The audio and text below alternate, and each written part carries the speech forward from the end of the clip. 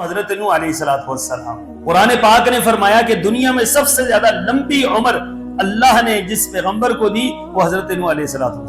1000 سال عمر، 1000 سال میں سے 950 سال صرف اور صرف تبلیغ کا دور ہے، 950 سال۔ ہم ایک مرتبہ کسی سے بات کریں نا، کوئی آگے سے رد عمل دے تو ہم یہ کہتے ہیں دیکھو جی کیا کر سکتے، اگلا جو ہے وہ یہ کر رہا ہے، ہمارے لیے پریشانیاں بن گئی ہیں، ہمارے لیے مصیبتیں بن گئی ہیں، چھوٹی چھوٹی باتوں پہ ہم شکوے شکایتوں پہ آ جاتے ہیں۔ یہ اللہ کا عظیم پیغمبر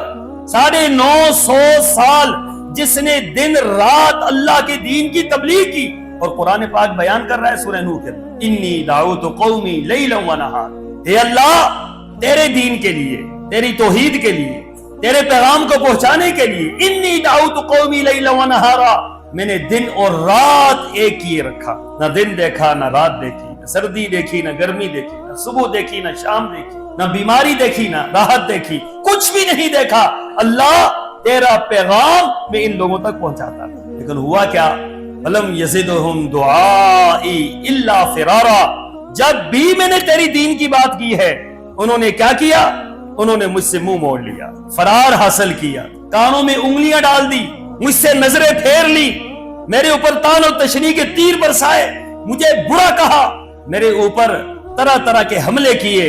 لیکن اے اللہ 950 سال گزرنے کے باوجود پیغمبر کیا کہتا ہے؟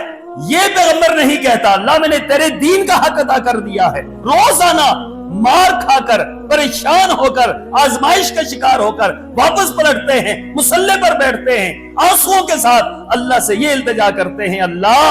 حقیقت تو یہ ہے کہ تیرے دین کے بیان کرنے کا حق ادا نہیں، جس طرح تیرے دین کو پہنچانا تھا اس طریقے سے میں نہیں پہنچا سکا، اس وجہ سے لوگ اس کو قبول نہیں کر رہے۔